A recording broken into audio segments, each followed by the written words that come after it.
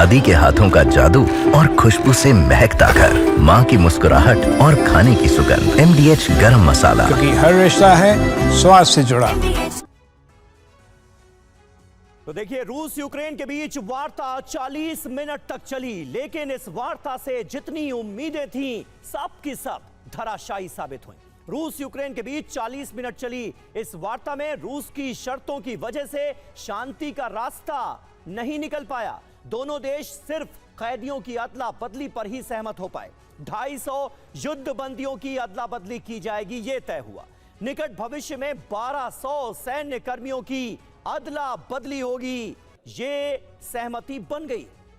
रूस ने 7,000 से ज्यादा सैनिकों के शव लौटाए। रूस ने 3,000 और सैनिकों के शव सौंपने की पेशकश भी की है। सवाल यहां पर यह है कि ट्रंप के 50 दिन के अल्टीमेटम का क्या होगा? क्या समय सीमा खत्म होने के बाद पुतिन ट्रंप में तनाव बढ़ेगा? जी हां, सवाल तो यही है, क्योंकि इस्तांबुल में प्रोफेसर सतीश कुमार जो उम्मीदें लगाई गई थी, हालांकि देखा जाए तो उम्मीदें भी बहुत कम ही थी कि कुछ नतीजा निकलेगा, और वही हुआ भी है।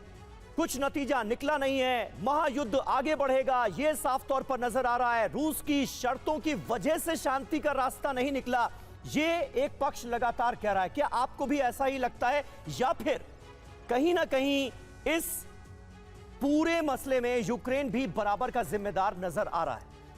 नहीं, रूस और यूक्रेन से ज्यादा अमेरिका इसके लिए जिम्मेवार है। देखिए, युद्ध की शुरुआत, युद्ध अस्तित्व बोध यानी अपनी सुरक्षा के लिए रूस ने लड़ाई शुरू की है जी। इसलिए इसमें रूस को लैटेंटली ब्लेम करना बिल्कुल गलत होगा, और शांति इसलिए नहीं हो सकती है कि पूरी व्यवस्था यूरोप की या अमेरिका की रूस पर लगाई हुई है। लेकिन जंग तो शुरू ही इसलिए हुई क्योंकि नाटो का मेंबर बनना चाहता था यूक्रेन। और अभी याद कीजिए, डोनाल्ड ट्रंप कह रहे हैं कि यूक्रेन भूल जाए, नाटो का मेंबर तो नहीं बनने जा रहा। यही 8 अप्रैल 2008 को हम सभी जानते हैं कि जिस तरीके से यूक्रेन को नाटो के मेंबरशिप के लिए चिट्ठी दी जाती है, बात वहीं से शुरू होती है। जब तक वो खत्म नहीं होता तो शांति वार्ता किस लिए? तो ये मुख्य रूप से रूस अपनी सुरक्षा को बनाए रखने के लिए, ये तो होना ही था।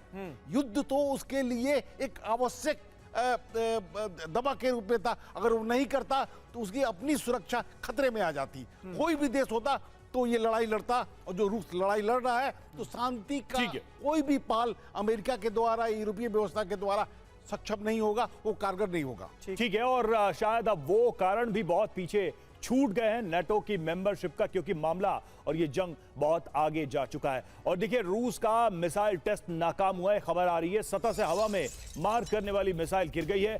सोची के पास गिरी रूस की ये मिसाइल। तो रूस के मिसाइल टेस्ट से जुड़ी जानकारी सामने आ रही है, और ये जानकारी आई है कि ये टेस्ट नाकाम हुआ है।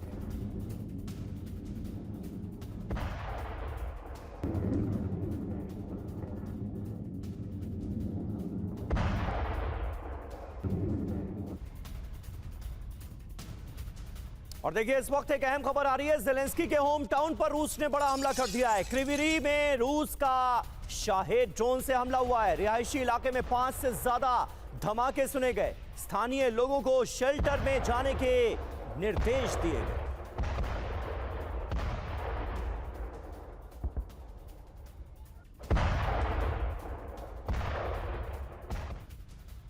वहीं रूस और अमेरिका के बीच देखिए तनाव बढ़ता जा रहा है। समंदर में ये टेंशन एस्केलेट होता दिखाई दे रहा है।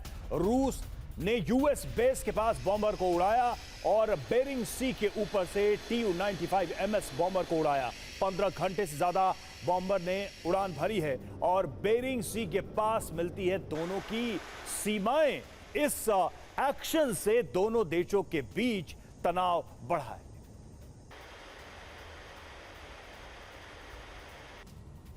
दादी के हाथों का जादू और खुशबू से महकता घर, माँ की मुस्कुराहट और खाने की सुगंध। MDH गरम मसाला, क्योंकि हर रिश्ता है स्वाद से जुड़ा।